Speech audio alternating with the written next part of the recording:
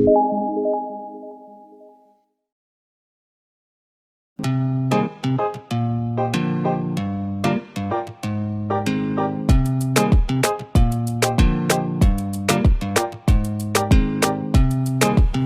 நம்ம மாதுளை மரம் எப்படி நடுறதுங்கிறத இந்த வீடியோவில் பார்க்கலாம். நிறைய பேர்த்துக்கு ஒரு சந்தேகம் இருக்குது, மாதுளை வந்து மரமா இல்லை செடியா அப்படின்னு. இதை ரெண்டுமே சொல்லலாம். இது வந்து புதர் செடின்னு சொல்லலாம், இல்லை ஒரு சிறிய மரம் அப்படின்னு கூட நம்ம சொல்லலாம். இந்த மாதுளை மரத்தோட உயரம்னு பார்த்தீங்கன்னா கிட்டத்தட்ட ஒரு 20 to 30 அடி உயரம் வரைக்கும் வளரும் அப்படின்னு சொல்கிறாங்க. ஆனால் நம்ம ஏரியாவில் பார்த்தீங்கன்னா இதோட உயரம் வந்து ஒரு 10 to 15 அடி உயரம் மட்டும்தான் நம்மளால் பார்க்க முடியுது. இந்த இன்னொரு எல்லாருக்கும் இருக்கிற ஒரு பெரிய சந்தேகம், இது எந்த மாதிரி மண்ணில் வளரும் அப்படின்னு சொல்லி கேட்பாங்க. இது வந்து போர் தண்ணியில் வளருமா அப்படின்ற ஒரு சந்தேகம் இருக்கும் எல்லாருக்கும். இது போர் தண்ணியில் கண்டிப்பாக வளரும், ஏன்னா உப்பு தாங்கிக்கூடிய வளர்கிற தன்மை இந்த மாதுளை மரத்துக்கு இருக்குது. அதனால் எல்லா விதமான மண்ணிலையும் நம்ம இதை பயிர் பண்ணலாம். செம்மண், கருமண், அந்த மாதிரி எல்லா மண்ணிலையும் நம்ம பயிர் பண்ணலாம். வாங்க இன்றைக்கி இந்த மாதுளை மரம் எப்படி நடுறோங்கிறத நம்ம பார்க்கலாம். இந்த மாதுளங்கன்று பார்த்தீங்கன்னா நான் ஐஷா நர்சரியிலேருந்து 7 ரூபாய்க்கு வாங்கிட்டு வந்துருக்கிறேன். இன்றைக்கி நம்ம இங்கே தான் மாதுளை மரத்தை நட போகிறோம். இங்கே குப்பை அதிகமாக இருக்குது. நம்ம இப்போ இதை சுத்தம் பண்ணிவிட்டு மாதுளை மரத்தை எப்படி நடுறதுங்கிறத பார்க்கலாம்.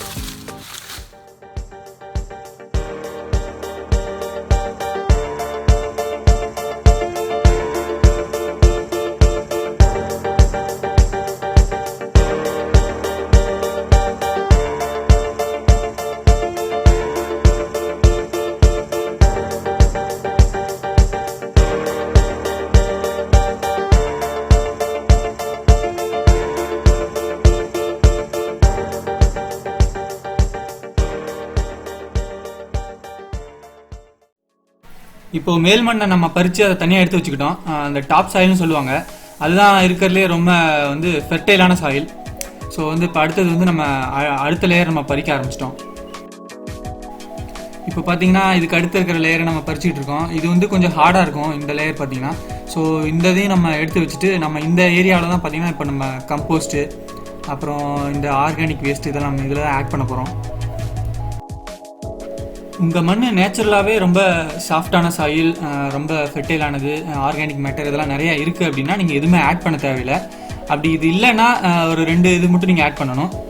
ஒன்று என்னன்னு கேட்டிங்கன்னா கம்போஸ்ட். இந்த கம்போஸ்ட் வந்து மாட்டு சாணம், ஆர்கானிக் மேட்டர் இதை மக்க வச்சு தயாரிக்கிறது. இன்னொன்று என்னன்னு கேட்டிங்கன்னா ஈஸியாக மக்கக்கூடிய தாவர கழிவுகள், அதையும் நம்ம எடுத்துக்கிறோம். இப்போது நாம் இதை நடுறது எப்படின்னு பார்க்கலாம். இதுக்கு வந்து குழி பார்த்திங்கன்னா ரொம்ப பெருசாக எடுக்க தேவையில்லை. 1 ஸ்கொயர் ஃபீட்லேருந்து ஒரு 2 ஸ்கொயர் ஃபீட் வரைக்கும் இருக்கலாம். அடுத்தது பார்த்திங்கன்னா இதுக்கு அடியில் இருக்கிற ஹார்டு சாயில், அதாவது நம்ம நடுறதுக்கு முன்னாடி அந்த மண்ணை கொஞ்சம் குத்தி கிளறி விட்டுறணும். இது எதுக்குன்னா புதுசாக வர்ற வேர் வந்து நல்லா வளரணும் அப்படிங்கிறதுக்காக இது இந்த மாதிரி பண்ணுறோம்.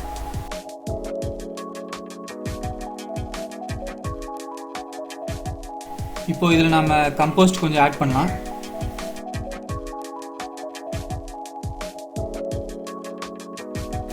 கூடவே கொஞ்சம் தாவர கழிவுகளையும் ஆட் பண்ணிக்கலாம் அந்த குழியில்.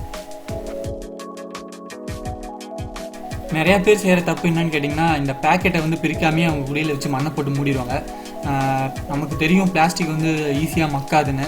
ஸோ கண்டிப்பாக நம்ம வந்து இந்த பிளாஸ்டிக்கை வந்து நம்ம பிரிச்சுட்டு தான் வைக்கணும். நம்ம இந்த கவரை பிரிக்கும் போது கவர் வந்து ஈரமாக இல்லாமல் பார்த்துக்கணும். ஏன்னா மண் ஈரமாக இருந்ததுன்னா இதோட வேர் உடையிறதுக்கு வாய்ப்பு இருக்குது. அப்போ வேர் அந்து போயிடும். அந்த மண் கட்டி உடஞ்சதுன்னா வேர் அந்து போயிடும். வேர் அந்துருச்சுன்னா உங்களுக்கு செடி வாங்கிட்டு வந்த செடி காயறதுக்கு கூட சான்ஸ் இருக்குது.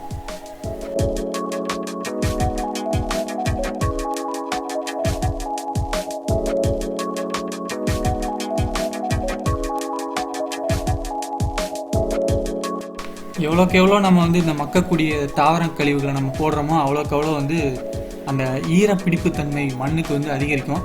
அதனால் வந்து ஒரு 2-3 டேஸ் நீங்கள் வந்து தண்ணி விடலைன்னா கூட இந்த கழிவுகளே வந்து பிடிச்சி வச்சுருக்கிற அந்த தண்ணியே இந்த தாவரம் வளர்கிறதுக்கு உதவியாக இருக்கும்.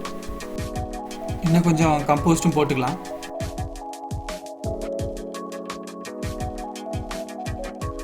இப்போ நம்ம அந்த குழியை வந்து மண்ணை போட்டு மூடிடலாம். இப்போ டாப் சாயில் இருக்குது பார்த்தீங்களா, அந்த டாப் சாயிலை மறுபடியும் இதில் ஃபில் பண்ணிடணும். அடியில் இருந்த ஹார்டான சாயிலை வந்து ஃபில் பண்ண வேணாம், இந்த டாப் சாயிலை ஃபில் பண்ணுங்கள். ஏன்னா டாப் சாயிலில் தான் உங்களுக்கு வந்து அவ்வளோ ஒரு உயிரோட்டம் எல்லாமே அந்த டாப் சாயிலில் தான் இருக்கும். இப்போது இந்த சாயில் லேயர் மேலே கொஞ்சம் கம்போஸ்ட் ஆட் பண்ணுங்கள். இந்த கம்போஸ்ட் ஆட் பண்ணிட்டு மறுபடியும் அந்த தாவர கழிவுகள், அந்த பிளான்ட் வேஸ்ட் எடுத்து மறுபடியும் இந்த கம்போஸ்ட்டை மூடிடுங்க. இப்படி நீங்கள் பண்ணுறதால உங்களுக்கு சாயில் வந்து சன்லைட், ஓப்பன் சன்லைட்டோட எக்ஸ்போஸ் ஆகாது. அதனால் உங்களுக்கு வந்து மண்ணில் இருக்கிற உயிர்கள் வாழ்கிறதுக்கு அது ரொம்ப உதவியாக இருக்கும். ப்ளஸ் இந்த கம்போஸ்ட் எதுக்கு ஆட் பண்ணுறோன்னு கேட்டிங்கன்னா, அதில் வாழ்கிற சின்ன சின்ன பூச்சி இதெல்லாம் வந்து மண்ணை கலரிக்கிட்டே இருக்கும். ஸோ நேச்சுரலாகவே அது வந்து இயற்கையாகவே மண்ணை உழுதுகிட்டே இருக்கும். அது மட்டும் இல்லாமல் இந்த சின்ன சின்ன உயிர்கள் என்ன பண்ணுதுன்னா, இந்த பிளான்ட் வேஸ்ட்டையும் இப்போ நாளாக மக்க வச்சு அதை வந்து நம்ம நடுற மரத்துக்கோ இல்லை செடிக்கோ அது மறுபடியும் உரமாக்குது. மீதி இருக்கிற மண்ணை வந்து இந்த நட்ட மரத்தை சுற்றி ஒரு கரை மாதிரி போட்டுட்டோம்னா, நம்ம தண்ணி விட்டோம்னா அந்த தண்ணி அந்த குழியில் தேங்கி நிற்கிறதுக்கு அது ஒரு யூஸ்ஃபுல்லாக இருக்கும்.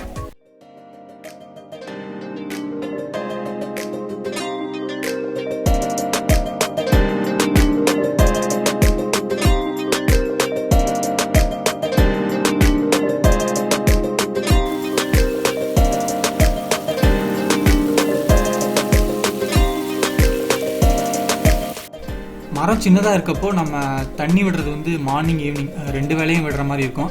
ஒரு 2-3 மந்த்ஸ் போயிடுச்சுன்னா அதுக்கப்புறம் நீங்கள் படிப்படியாக நீங்கள் வந்து ஒரு நாள் விட்டு ஒரு நாள் அப்படியே தண்ணி விடுறத வந்து கொஞ்சம் கொஞ்சமாக நம்ம குறைச்சிக்கலாம்.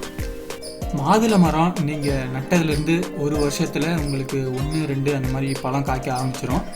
அதுக்கப்புறம் பார்த்தீங்கன்னா ஒரு 2 வருஷம் 3 வருஷத்துக்கு அப்புறம் உங்களுக்கு கொஞ்சம் அதிகமாக காய்க்க ஆரம்பிக்கும். ஸோ ஒரு 3 வருஷத்துலேருந்து உங்களுக்கு காய்பிடிப்பு அதிகமாக இருக்கும்னு சொல்லலாம். இந்த மாதுளம் பழத்தில் பார்த்திங்கன்னா உங்களுக்கு ஏகப்பட்ட நன்மைகள் இருக்குது. நம்ம அதை டெய்லி சாப்பிட்டுட்டு வந்தோம்னா சர்க்கரை வியாதி, புற்றுநோய் இந்த மாதிரி பிரச்சனை நமக்கு இருக்காதுன்னு சொல்கிறாங்க.